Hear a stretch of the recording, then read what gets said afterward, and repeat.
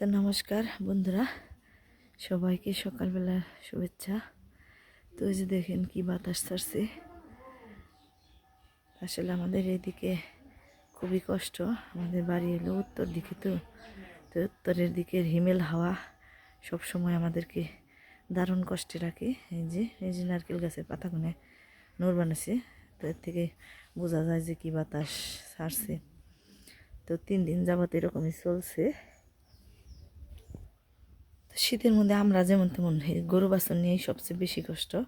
এই যে দেখেন, এই যে গরুতে শীতের ছুটি, এই যে জাবর কাট বানিয়েছে। আর এই যে ওইদিকে দেখেন, এই যে কুয়াশা, কীরকম কুয়াশা। এই যে পুকুরের ওই পাশে যে পাড়াটা, ওই পাড়াটাও দেখা যায় না কুয়াশায়, এরকম কুয়াশা। পুকুরগুলো সেচ ছিল, আবার এই যে জল হয়ে গেছে। তো শীত যাই থাক আর যাই থাক, কিন্তু রান্নাবাড়ি তো থাইমে নেই। সকালবেলায় উঠেই রান্নাবাড়ি করে বানাচ্ছি। তো রান্নাবাড়ি মোটামুটি শেষ হয়ে গেছে।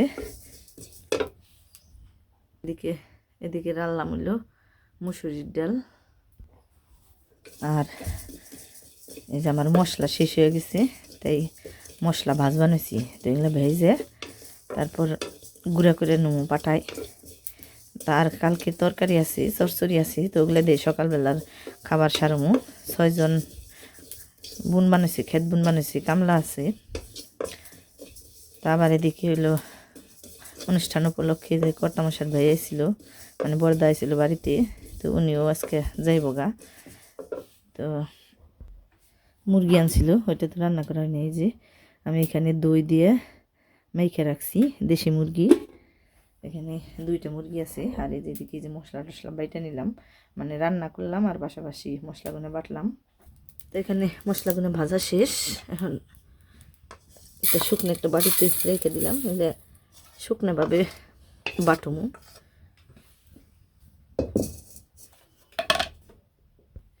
তার এখন এখানে একটু মেখে সব মশলাপাতি দিয়ে, তো যা যা মশলাপাতি দেই, তো এখানে পেঁয়াজ কুচি দিলাম, তারপর দিলাম রসুন বাটা, পেঁয়াজ কুচি সবগুলোই দিতে হবে। মানে এখানে যতটুকু লাগবে ওটুকু পরিমাণ মতনই কেটে নিছি। আর আছে আদা বাটা, এখানে দিছি এলো কাঁচামরিচ বাটা,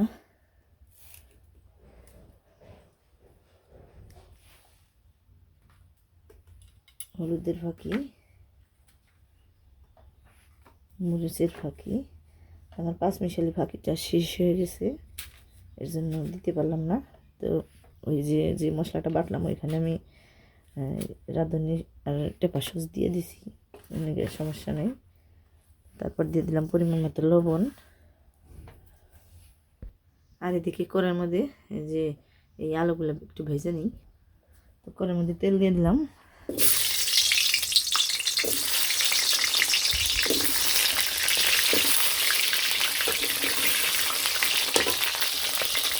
আলুগুলো ভাজা হইতে থাক, আমি এদিকে সব কিছু সুন্দর মতো মেখে নিই। একটু তেল নিতে ভুলে গেছি, মানে সকালবেলাটা খুবই তাড়াহুড়ার মধ্যে আছি, মানে কামলা আছি। তো ওরা এসে পড়বো, তার আগে তরকারিটা রান্না করা হইলে না কাজ করার একটা মানে গুছগাছ হইল। তো চুলাই বসিয়ে দিলে পারাইলেও সমস্যা নেই, দিবের পারমু।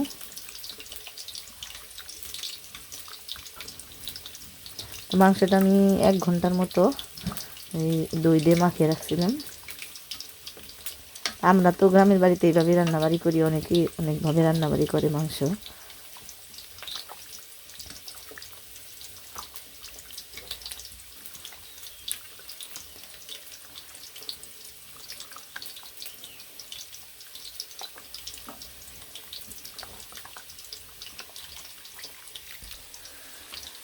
হালকা একটু ভেজে নিলাম, এখন তো নতুন আলু, তো ভাজার দরকার নেই।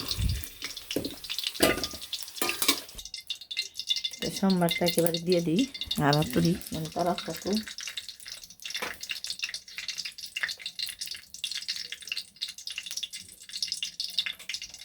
মাংসের মধ্যে আমরা সাধারণত জিরেটাই সোমবার দিই।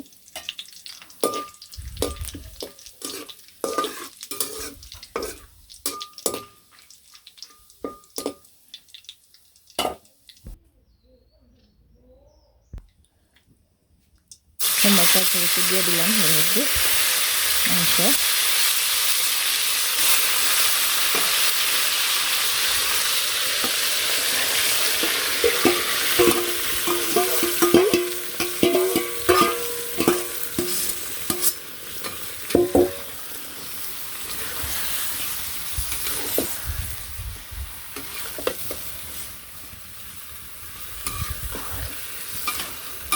তো এই জায়গা মনে হয় 2টা মুরগি আছে, মানে 4টা মুরগি একসাথে কাটাতো, তো অর্ধেক অর্ধেক করে রেখে দিছি।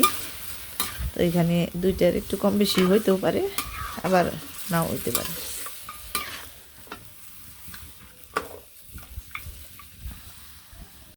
তো সুন্দর মতন তরকারিটা কষিয়ে তারপর ঝোল দিয়ে দিছিলাম। তো যে তরকারিটা প্রায় হয়ে গেছে, এখন যে মশলাটা বানাইলাম ওই মশলাটা তরকারির মধ্যে মিশিয়ে দেবো।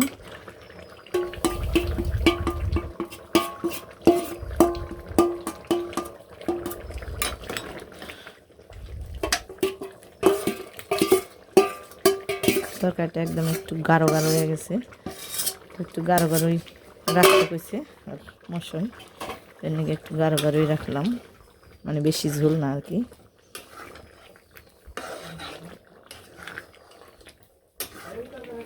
হ্যাঁ হ্যাঁ হয়ে গেছে, এই যে নিয়ে ফেলছি, মশলা দিয়া লাইছি, নামাম খালি হন। স্বাদ মতন একটু চিনি দিয়ে দিই। এই যে হয়ে গেছে। ওইদিকে সকাল করে খাওয়া খাবে নিয়েছি, তো কামলারাও আইছিল, তাদেরকেও খাইয়ে দিলাম। তখন আর মশাই রাঁধছে তরকারি, তো এর জন্য আর ভিডিও টিডিও করি নাই। তো এই যে তরকারি নামিয়ে নিলাম, অনেক সুন্দর একটা কালার এসে। তো এই যে খাওয়া দাওয়া হলো, তারপরে যে তাড়াতাড়ি করে যাবেন সেগা, তো এমনিকে আর ভিডিও টিডিও করলাম না খাওয়া দাওয়াটা।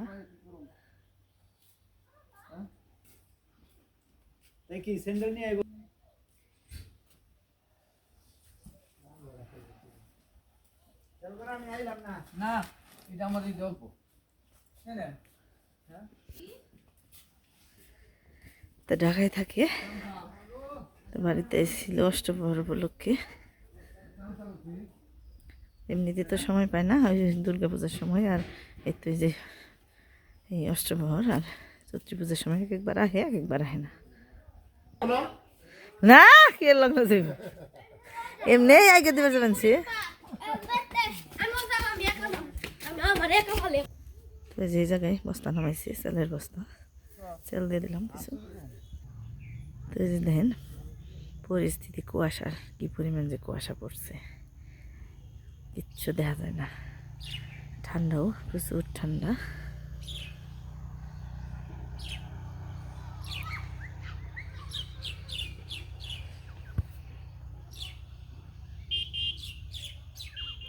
তো রাইতে দেরির ব্যাপারে আমি এখন যাই গিয়ে বাড়িতে যে আবার ভাত রান্না করে নেবো কামলার। তো এই যে দুপুরবেলা রান্নাবাড়ি শেষ দিবে নিয়েছি। তো এই যে এখানে আছে হলো সিম বটি, বাড়ির গাছের সিম, আর এখানে আছে আলু, বেগুন আর ফুলকপি দিয়া নোরা মাছের তরকারি। আর এদিকে করের মধ্যে যে 2টা করে এইটাই নইছি, মানে 2 চুলাই তাড়াতাড়ি করে রান্নাবাড়ি করলাম, এই জন্য ঘরে করলাম। তো এখানে আছে হলো পাতাকপি আর আলু দিয়ে, সিম দিয়ে চরচড়ি, মাছ দিছি হইলো ছোটো মাছ আছে, মানে সব রকমের মাছই আছে, টাকি মাছের মাথা আছে, আবার যে নোরা মাছের মাথা আছে। তো সব কিছু দিয়ে মানে যেটা হাতে পাইছি ওটাই সামনাসামনি খালি ভিজাইছি, আর দেরি করি নাই, কারণ যেহেতু সময় কম, ওনারা আইসা পড়বো। তো মোটামুটি এখন রান্নাবাড়ি শেষ হয়ে গেল, এখন পারমো আইলেও।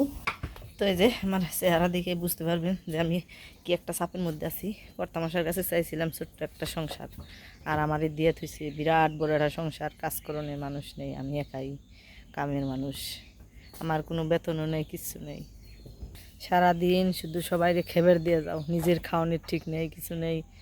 এই যে গরুতে কেমন নিয়েছে, এই যে নগো খেবের দেন লাগবো, যে পর্যন্ত না দিমো ওই পর্যন্ত একজন আরেকজনের নগে নাড়ানাড়ি করবো। হ্যাঁ, তো সব সংসার দিয়ে তো হে আছে এর মধ্যে। আর এই যে এরকম শীতের দিন আইলে আমার ওই অন্য বেটির মানে অন্য বেটির জামের ভাত রাঁধতে রাঁধতে আমার কাম সারা, মানে আমার আমার জামাই হয়েছে একটা কর্তামশাই, অথচ এই এই কামের দিনে এলি আমার কয় বেটার ভাত যে রান্ধন নাকি এটা তো ঠিক নেই। তো যারা আমাকে বাড়িতে কাজ কাম করে তাগো কই আপনার বাড়ির মানুষ নিয়ে পারেন না? দেখেনি তো যে আমি একা একা রান্না বাড়ি করে হারা পারি না, কাজকর্ম করে আপনাকে বউকে নিয়ে এলো তো একটু ভালো হয়, আমার একটু সাহায্য হয়, তা নিয়ে হাই রান্না। আমার ঘর দূর আছে, ঘরে থাকবেন, রান্না বাড়ি করবো, খাইবেন, শেষ, থাকবেন খালি।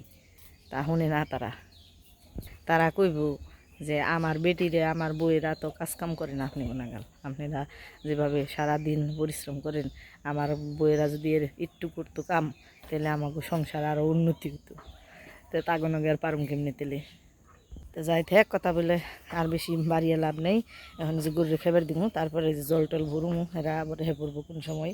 তো এই যে দাদারা হে পড়ছে, খেবার দিয়ে দিলাম। কেমন লাগে? ভালো লাগে, ভালো লাগে। বৌদিয়াতে তা ভালো তো নাকি? হ্যাঁ, অবশ্যই ভালো। ছেলের নাম কি? বনমালী। হ্যাঁ, এই যে কি পবিত্র।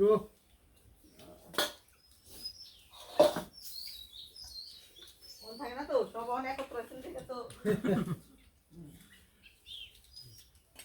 এনে বেশ আনে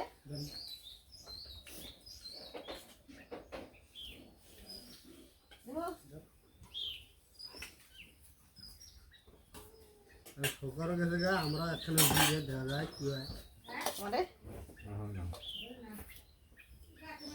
সকারও এটাই, হ্যাঁ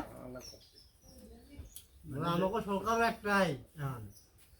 সরকার একটাই। প্রশ্নকে 100 মাতবার কত 100 100 খাইব। 100 খাই, তা তো বেশি খায় নাকি? আর মোর একটা চাপা আমরা বলি। তো খাওয়া দাওয়া তো বানিয়েছে, এরা কী কাজ করে আমাকে বাড়িতে, তো বিকেলবেলাটা আপনাকে দেখাবো। তো ওই যে চলে এলাম বাড়ির নিচে, আমাদের বাড়ির উত্তর পাশে। এই যে কর্তামশাই আলি উঠি বানিয়েছে।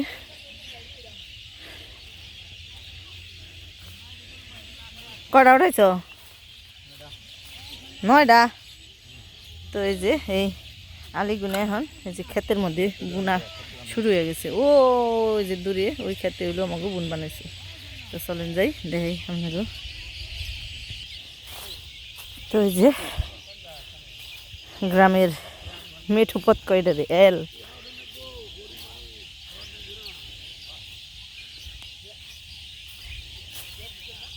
ক্ষেত্রা হয়ে গেত আমাগো। আমাকে একটা মানুষ কামে পারি না, একটা মানুষ পয়রা রইছে আমাকে। পয়রা থাকে কে? অসুখ হয় কে? ওষুধ খান না আগে থেকে এত এত শীতের মধ্যে কোন বেতে খাড়াইছে অসুখ হয়ে গেছে গা? যে এরা সবসময় আমাকে বাড়িতে কাজকর্ম করে, চিনে পরিচিত তাই তাকে ওই মস্করা করে কথাবার্তা কই।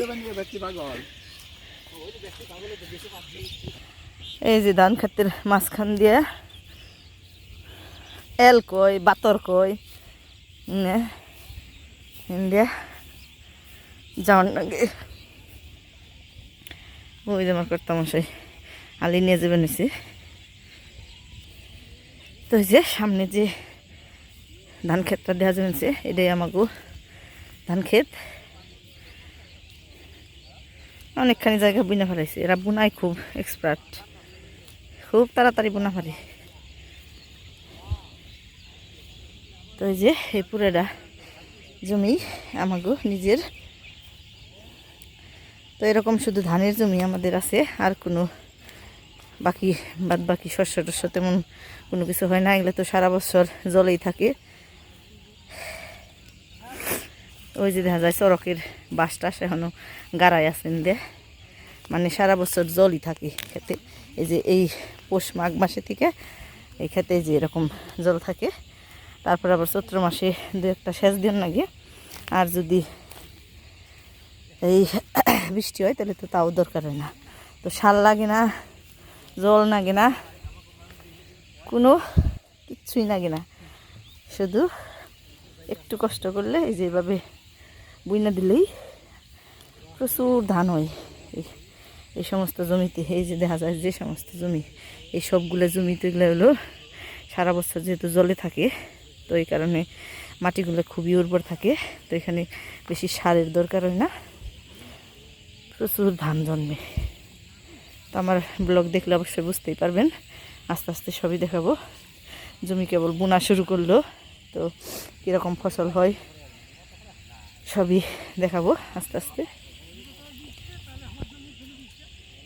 তো ওই যে 4 জনে প্রায় ক্ষেত না বুই নাই ফেলাইছি, অল্প একটু জায়গা রয়েছে আর।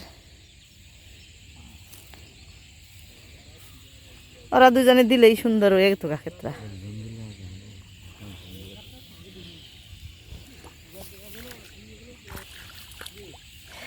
তো এই যে আমার কর্তামশাই আলিগুনারে জলের মধ্যে ভিজি বানিয়েছে।